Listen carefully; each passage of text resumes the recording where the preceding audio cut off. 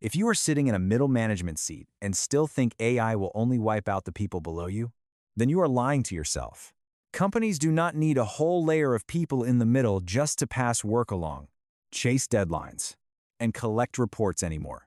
Once AI can do those jobs faster, cheaper, and more consistently, your chair starts shaking before the juniors do. I am Max, from 5 years in the future. And today, I am going to tell you exactly why middle managers may become the group that gets hit the hardest in the next AI wave. Why are the people once seen as the core of the company now becoming a target for cuts? Why can 5 years, 10 years, or even more experience fail to protect a management seat anymore? Can AI really replace someone who runs a team? Or is the real thing disappearing, the middle layer that passes information up and down? We are about to break all of that down right now. Welcome to today's story, when the middle layer gets erased. And now, stay with Survive AI.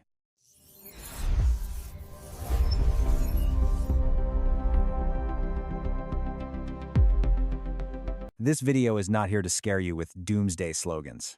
It is here to expose the real mechanism, show you the weak point, and explain why middle managers are becoming more fragile than ever. The scary part is not whether AI is fully as smart as a human yet. The scary part is that companies are starting to realize they may not need a whole layer of people in the middle just to pass information, push tasks, and collect updates. And once they realize that, they will not wait long to cut it. Meet David. He is 36 years old. He has 8 years of experience.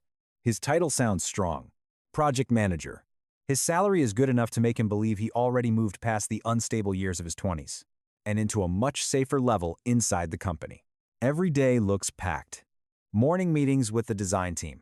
Midday progress checks with content. Afternoon deadline pressure on engineering. At the end of the day, he gathers files, updates, spreadsheets, builds reports, and sends everything to his boss. Anyone looking from the outside would say he matters a lot. His calendar is full. His messages never stop. His week is packed with meetings. And that is exactly where the deadly illusion begins. David starts believing he creates major value just because he is always busy. But being busy is not the same as being hard to replace. 1 week earlier, his company started testing a new AI agent system. No big show, no press release, no inspiring speech. Just a quiet network of software doing the same things David does every day. Assigning work, pushing deadlines, summarizing progress, sending reports. And that is when the truth starts showing itself. At first, David does not see the danger. He looks at the new system and tells himself, a machine cannot understand people. A machine cannot handle office politics, team friction, delayed employees, or a boss who changes direction in the middle of the week. That sounds reasonable. But the company does not need AI to understand every office drama in order to cut the middle layer. It only needs AI to handle most of the work that can be measured. And the painful truth is that a huge part of many middle managers' workdays is exactly that kind of work. Assigning tasks, chasing tasks, tracking tasks, collecting files, updating status, building reports, sending decisions upward, pushing instructions downward, busy all day, but often just running back and forth on a bridge. The problem is, AI does not get tired of being a bridge.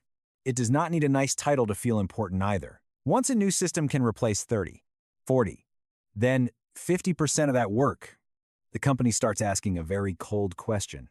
Do they still need a chair like David's at all?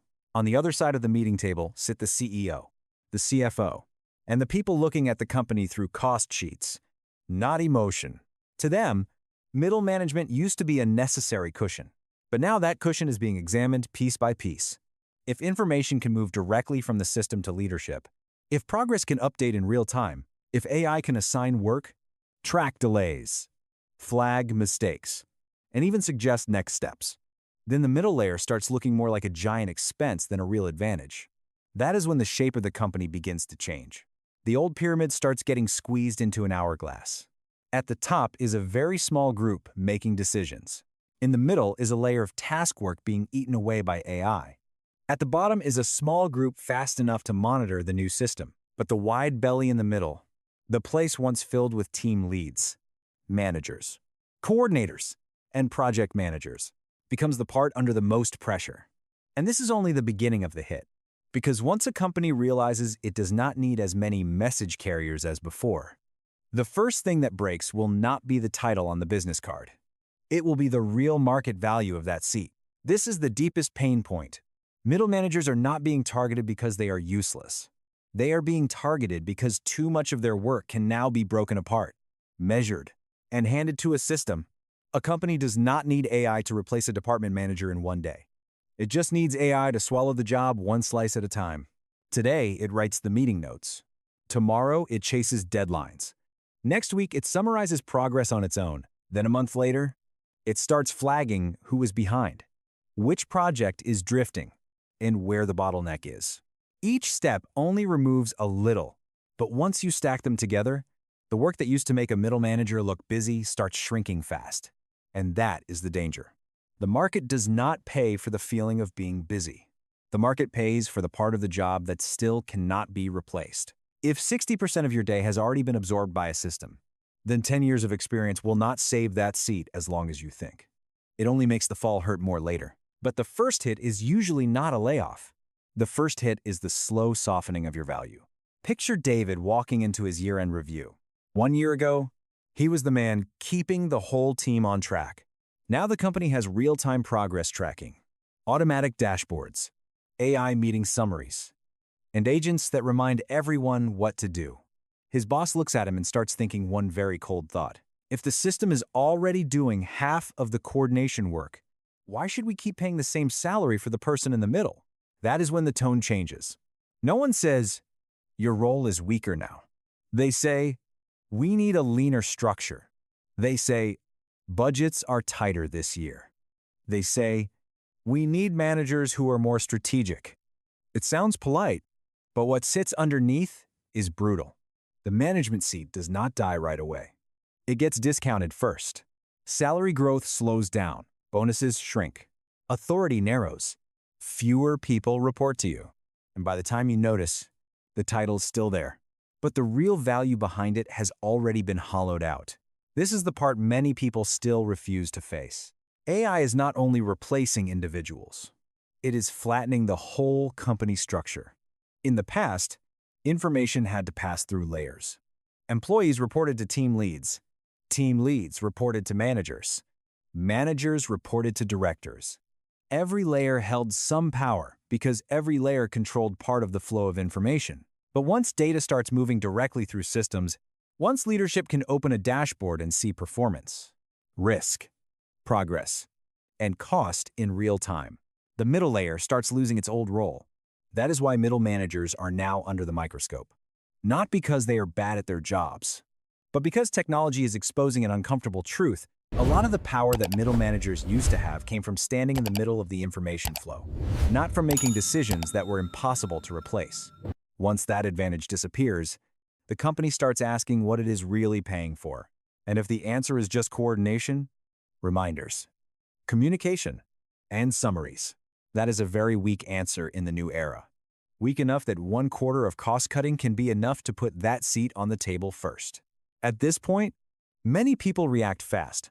No, a machine cannot replace a manager. A machine cannot read emotion. A machine cannot handle conflict. A machine cannot hold a team together. That is true. But that is not the safe part. Because a company does not need AI to replace a full human being in order to start cutting people. It only needs AI to do a good enough job on the administrative, tracking, and coordination work. Everything else gets pushed onto fewer people, but stronger people, sharper people, and people who can handle more pressure. That is the turning point. In the new model, companies do not keep as many middle managers as before. They keep fewer and expect far more from them. The people who stay are not just assigning work. They understand the business. They handle real conflict. They make decisions while the data keeps changing. They connect people with systems. In other words, AI does not crush every manager the same way. It splits them into two clear groups. One group runs the old machine. The other group can steer the new one. And in this phase, the gap between those two groups will grow very fast. And that is where the story gets more brutal than all the slogans about AI helping you work better. For some people, yes, AI is a tool that makes them faster. But for many middle managers, AI does not increase their value. It exposes the fact that they were standing on top of a layer of work that was easier to automate than they wanted to believe. A person who has been a manager for 8 years cannot become a strategic leader overnight. A person who has lived inside meetings, emails, and progress updates does not suddenly gain big decision ability just because the company installed a new AI system. That is where the gap appears. The old role starts wearing down faster than the person inside that role can rebuild themselves. And inside that gap, a lot of people get trapped. They still have the title. They still have the meetings.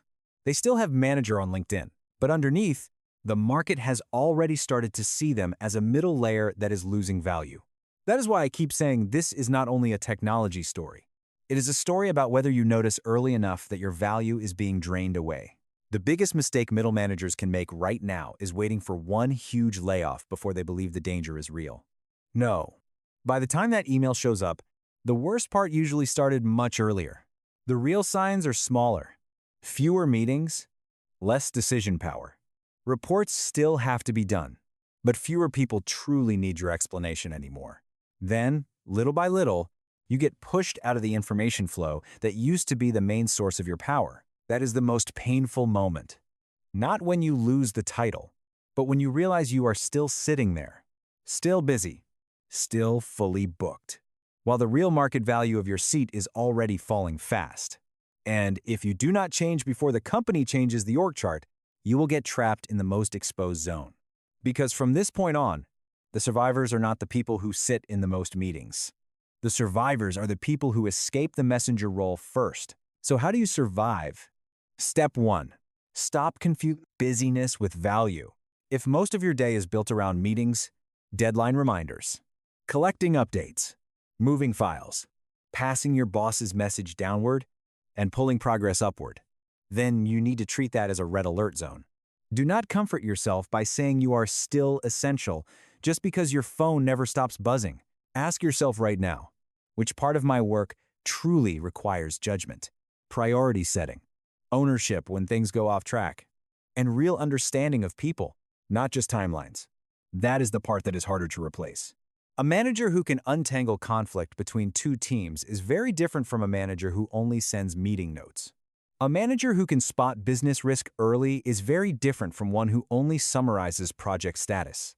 You do not need to leave your current title tomorrow, but you do need to start pulling yourself out of the administrative manager zone.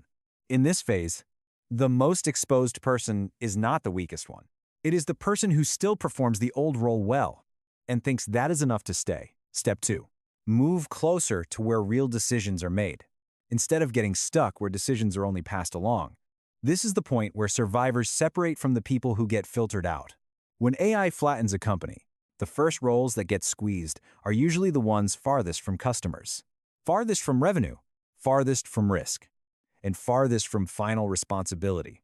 If you are only standing in the middle to push tasks, you will get priced fast. But if you understand why customers leave, why projects stall, why sales says one thing while product does another, then you start moving into a zone that is harder to cut. If you are a project manager, do not only follow the timeline, learn how the project affects the business. If you are a team lead, do not only manage people, understand where the process is bleeding time and money. If you are a coordinator, do not only collect opinions, practice turning information into clear recommendations. It sounds small, but those shifts pull you out of the message carrier group and move you closer to the value creator group. And in the next 5 years, the gap between those two groups will be brutal. Step 3. Do not fight with blind loyalty to your current chair. Look at the market the way it really is. Watch what systems your company is investing in. Watch what kind of people it is hiring, what kind it is protecting, and what kind it is quietly making thinner. The people who survive best are not always the people who stayed the longest. They are usually the ones who read the direction of the wind a little earlier, then move before they are forced to move. If you can see your current role slowly being eaten away by AI, do not sit there and hope for luck. Build a turn before the road closes. That may mean going deeper into real operations. It may mean moving toward strategy, change management, risk management, customer relationships, or roles that carry final responsibility instead of just progress updates. The main point is not the new job title. The main point is this: do not stay still inside a zone the company already sees as a layer of overhead. AI does not need to take your whole job to damage your future. It only needs to make your seat less worth paying for. So if you still believe that years of management experience will automatically protect you from AI, it may be time to let go of that belief. What is coming is not just a few new tools for office workers. What is coming is a new kind of company, where the middle layer gets compressed, the administrative layer gets automated, and only the people who truly make decisions, handle conflict, carry responsibility, or connect humans with new systems keep their place longer. It sounds cold, but the colder it sounds, the more important it is to face it early. Because the winners in this stage will not be the people with the prettiest titles. They will be the people who notice their value is being drained early enough, then change direction fast enough. I am Max. And if you want to survive the next 5 years, do not just ask how smart AI is becoming. Ask which part of your seat is already turning into wasted cost. If this video made your chair feel a little less stable than before, subscribe now. Because in the next episode, we are going straight into the jobs that still look creative on the surface, but are already being eaten from the inside by AI.